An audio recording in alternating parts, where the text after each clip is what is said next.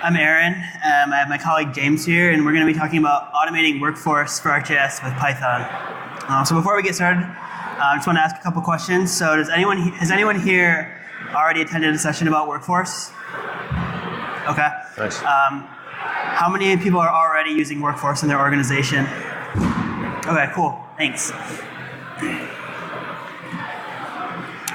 So I'm just going to go over a couple of quick slides here just for people that aren't aware of what workforce is.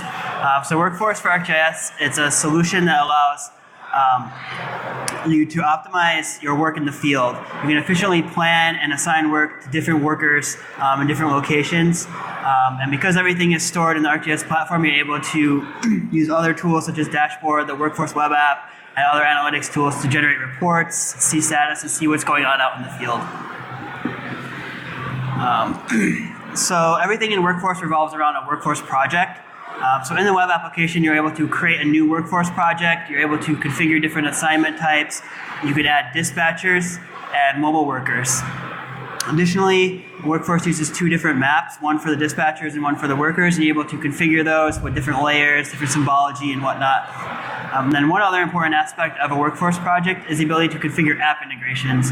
So you can integrate Workforce with Explorer, Collector, Survey123, Navigator, and even custom third-party apps. So what does actually a dispatcher do? So a dispatcher, they're able to create new work assignments either by geocoding locations, clicking somewhere on the map, using existing features, or automatically through Python, which is what we're going to show today. Additionally, they're able to reassign and assign assignments individually or in bulk. And then finally, through the web application, they're able to search, view all mobile users, filter. They can interact with everything that's going on in the project. The other major user for Workforce are the field workers.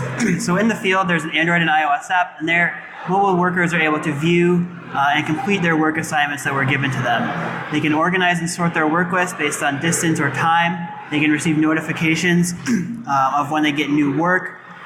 Additionally, they're able to set a status of whether they're working, on break, or not working. And they're able to interact with assignments by completing them, adding attachments, taking pictures, adding notes, all sorts of things like that. And because today we're going to be talking about automating Workforce, it's important to know what the schema of Workforce is.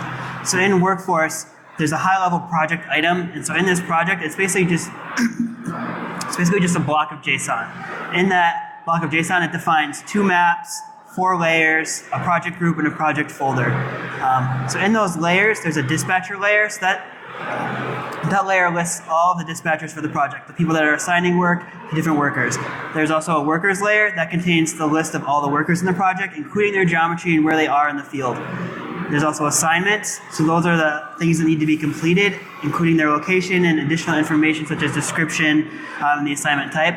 And then finally, there's a location tracking feature service, which allows you to track your users when they're working out in the field. So one big component of Workforce is the ability to integrate other systems into it. So you may be using other management systems like SAP, 311 systems, maybe Excel, maybe SQL databases, CityWorks. And so Workforce is kind of an open system. It's kind of a la carte. You can use the web app, you can use the mobile app, you can use both, you can use one or the other. The overall goal is to be able to bring in stuff from other systems into Workforce. So here, it's just a quick overview of what you need to do to get started with the Python API and Workforce and what we're going to show in a couple minutes. So first of all, it requires Python 3.5 or higher. We recommend using Anaconda, which is included with the Python API. We also have a Workforce scripts repository. All of the things you're going to see today are uploaded already, so these are available to you. Additionally, there's a couple dependency libraries. We use Arrow for time management, and either ArcPy or Shapely for geometry operations. So you can either scan this QR code or visit the link below to see what we're going to show in a couple seconds. All right, I'm going to turn it over to James. You 33. I think I'm angled. You guys hear me okay? Maybe. So we're going to go through some Python notebooks just to show kind of setting up from an empty workforce project, setting up workers, creating assignments, doing some work through that. So first thing we want to do is make sure we import the libraries we need. So for this one, we're importing ArcGIS and then some of the modules within it, workforce and GIS itself. And then we're going to connect to our organization. And now we're going to fetch our workforce project. So here we're just using the PID, but you can search for the name of the project wherever you want to find it. And now we're going to add assignment types to that workforce project. So here I've named, we're going to do a construction type project. So we're going to do fill in pothole, sidewalk repair, and paint crosswalk. And you can see the names of those assignment types we're adding here. And now most of the time people have a crew for their municipalities or whatever their workforce management might be. So we're going to take an existing group that we know already does this work, search our organization for it, and then add it to this project. So once we have that group of workers, we're actually going to loop through them, find them by their username, and then add them as workers to that project.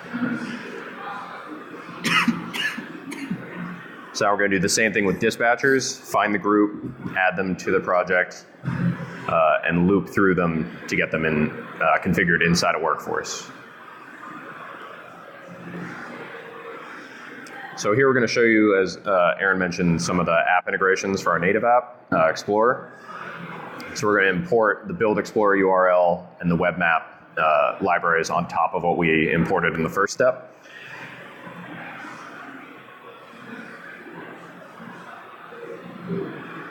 And once we have that web map, we're going to build the URL. And then we're going to run the integration ad for Default Explorer and exploring at the assignment.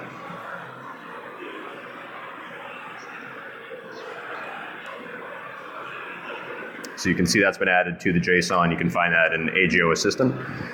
And then that was a native app that we make. This is actually doing the same thing, but for Waze navigation. So we have a Waze URL. And then we're going to build it and add it into the project integration just as we did for Explorer. And now you see that same block of JSON that's going to be added to that project. So now that we have the kind of setup configured, you can see my workforce project that was empty now has 6 users added to it, 3 mobile workers and 3 dispatchers. Next, we're going to go and create some assignments. We're going to do this first block by importing them from a CSV. So the biggest addition from here from the last step was we're importing pandas for data frames. And then we're importing workforce and geocode as well. So we're going to connect to our organization again.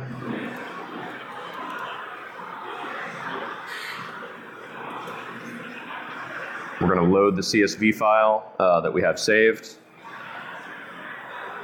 Oops.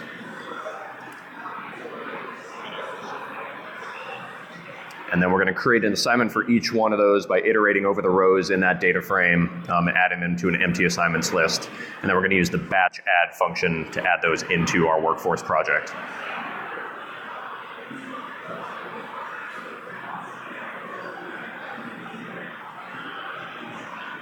So once that finishes, you can see these projects that we've now created and added to the workforce project, those assignments rather.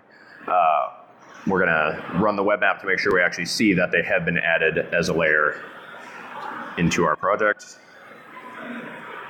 They should, there we go. So now we can see they're added there. And then if we go back to our workforce project, we'll see there weren't any assignments. And now we have 6 new ones added. The last step I'm going to run through you is adding assignments from an existing layer that we have in our organization. So again, we're importing pandas for the data frame and then date time, as well as the ArcGIS, GIS, and workforce libraries.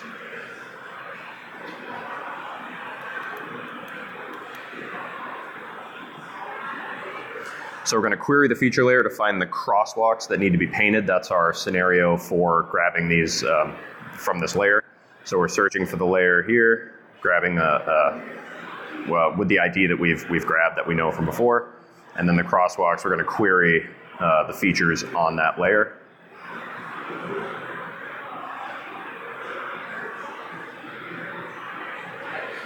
And then we want to see on the map that we actually did return some results.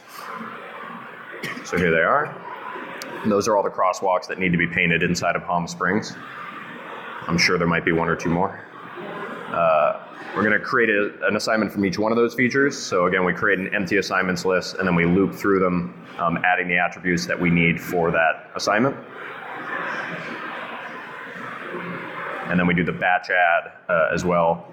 And you can see these are the new assignments that we've created there. And now we just want to call that web map again, adding the layer to make sure we actually see those assignments on the map. And there they are. So if we go back to Workforce, we should see that now we have 17 assignments added in, all without ever having to go through the UI inside of Workforce. And with that, I'm going to switch back over to Aaron. He's going to show you a few other additional notebooks.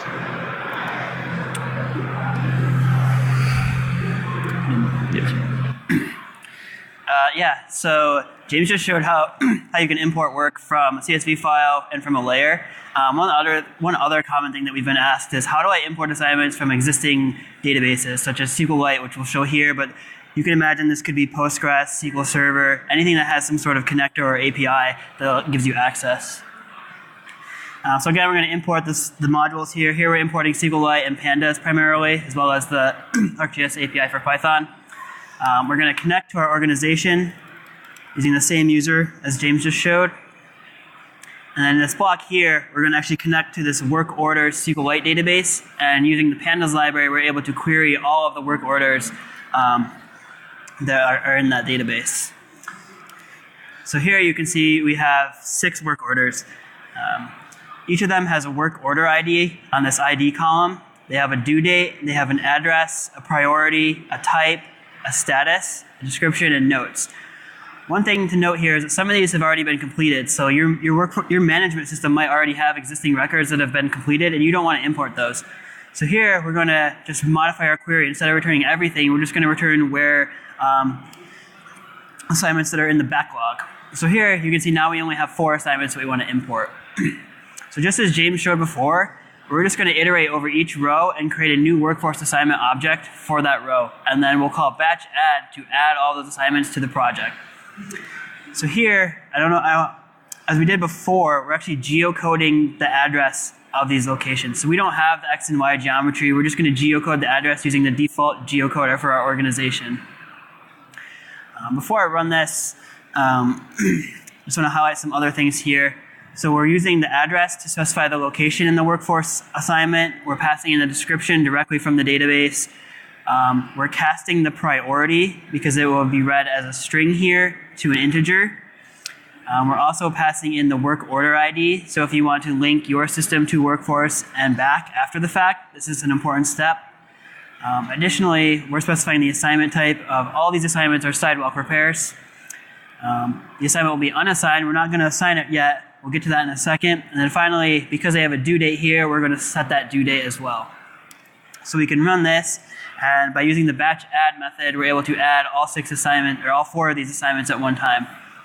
And similarly, as James showed earlier, we're able to render that web map using the assignments layer, and you can see that some new assignments were added. So now we have all these assignments added to our workforce project. How do I actually assign these smartly? So there's several ways you can assign work in Workforce. One way is through the web application. You can manually select or draw a box and assign an area to specific users. But many organizations want to do some custom work here. Maybe they want to assign based on routes, based on where the assignments are, maybe based on who the closest person is to that new assignment. And there's lots of ways to do this. So here we're going to show an example where we're going to assign assignments based on a grid. So again, we're going to import all the libraries that we need. I'm going to connect again to our workforce project and organization. And then once that's done, I'll actually show you the layer representing each district or grid that we're going to show. So here I have an item that kind of contains a fishnet or a grid over Palm Springs. And you can see each grid has a number. So this represents the ID of that grid. So we have 16 different boxes here. I'm going to actually add the assignments to that same map so you can see how they intersect the different areas. If we zoom in a little bit, you can see there's quite a few in this general area. So maybe we want to assign some of these to different people. So first I'm going to query the districts layer and return a spatial data frame of that. Then I'm going to query all my assignments in my workforce project that have a status of 0. So if you remember from the schema document, a status of 0 represents unassigned work. So we're going to fetch all the unassigned assignments and assign those now. So while that runs, I'm going to just briefly talk to you about what we're actually doing to assign these assignments. So any assignment that falls in District 10, which will be this district here, that is going to be assigned to James. Any assignment that falls in District 9, which is on the left-hand side, that should be assigned to Aaron. So how do we actually accomplish that? So first, we're going to find both Aaron and James from our workers. Then we're going to iterate over all of the assignments that we just queried. So these are all the unassigned assignments. We're going to leverage the spatially enabled data frame by using the data frame and the geometry accessor here, and then determine does that contain the assignment that we're currently looking at. And if it does, then let's check which district it's in. So if that district is 10, then we're going to assign it to James. If that district is 9, we're going to assign it to Aaron. And you can see here that we're marking the status as assigned, and we're also updating the due date to right now, or the assigned date to right now. And then finally, we'll just call batch update to update all those assignments and automatically assign them. So if we run this block, you can see what happens. And hopefully, if everything worked well, we can see that some of the assignments will be assigned in this map below. So you can see here, the assignments that were in 9 and 10 have now been assigned. And if we actually jump over to the workforce project, go to open it, we can actually verify this in the web application. Let's zoom in a little bit. So you can see here it's the same assignments, and then if we filtered by assigned to Aaron, you can see mine are all on the left in that one district, and then if we filtered to say assigned to James, those will be on the right-hand side. So this shows how you can use Python to both create new work and assign existing work. We have several other scripts that can combine both of those together into a single workflow.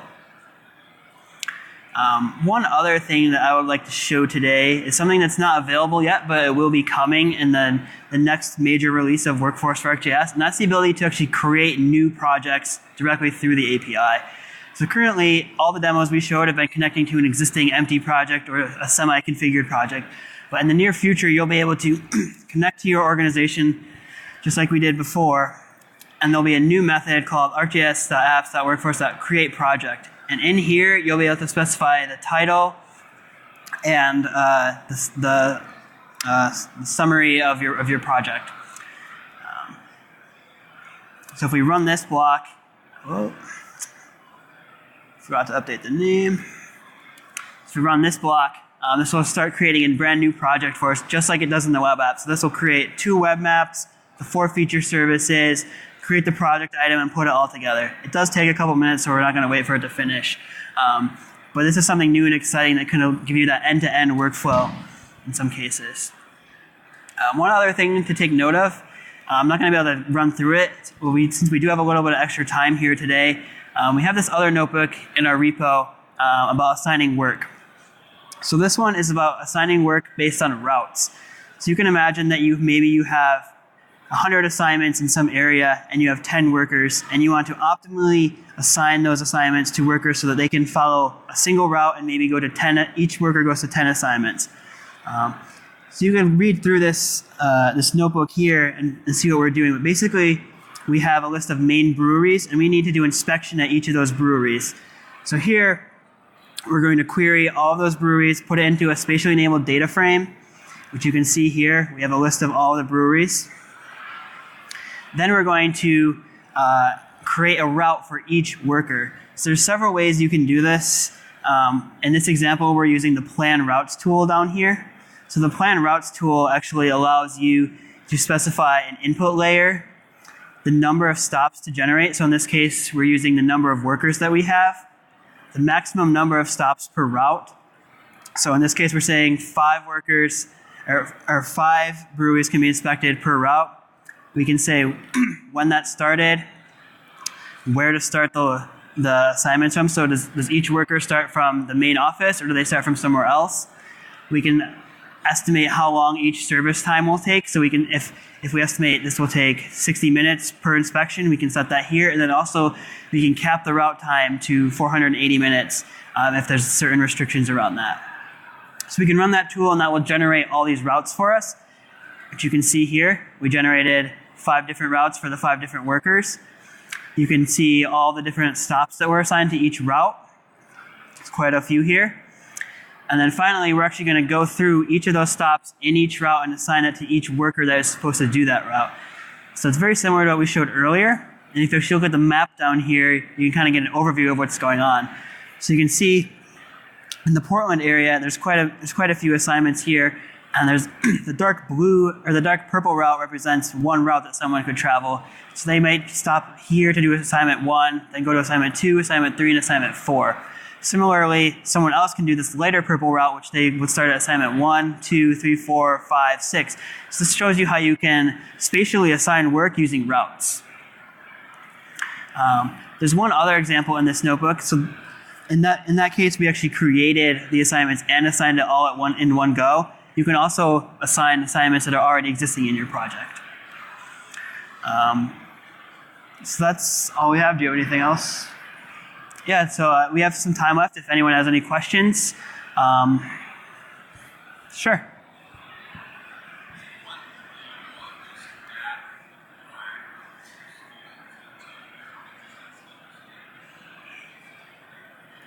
Sorry, it's a little hard to hear. Was the question, can you add other fields to the assignments layer, or?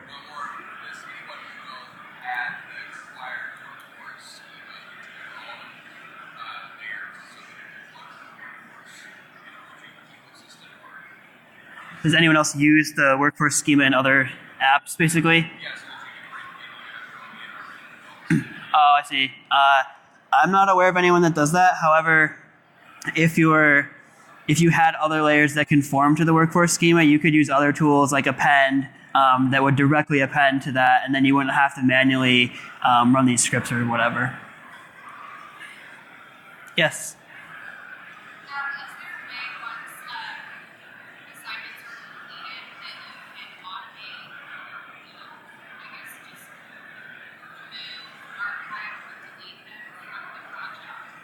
Yes, so the question is there a way to remove completed work or other things from the assignments layer or other layers?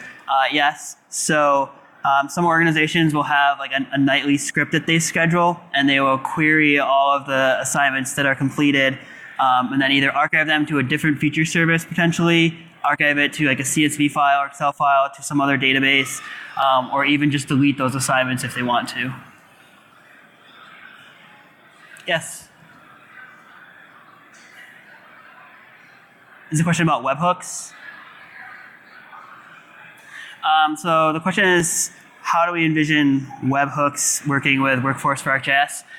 So currently, my understanding is webhooks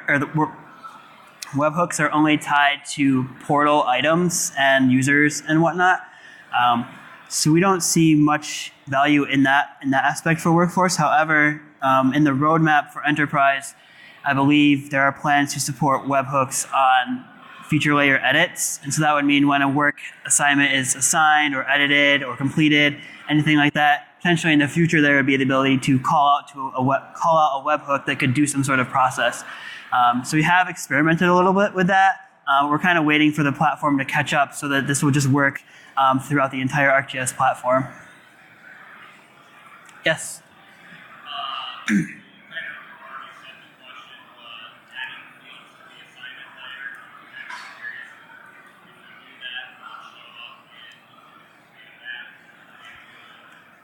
So the question is, first, can you add additional fields to the workforce assignments layer? And 2, if you do that, do they show up in the apps? So for one, yes, you can add additional fields to the schema. However, they currently will not show up in both the web app nor the mobile apps. It is on our roadmap. It's probably the next big item after the offline workflow that we're working on right now. Some organizations do use these additional fields to pass additional information into other apps. So for example, you could add a field that maybe it stores some information about a survey or something. And when you integrate Survey 123 with Workforce, you could pass that additional field into Survey even though it's not visible in the app.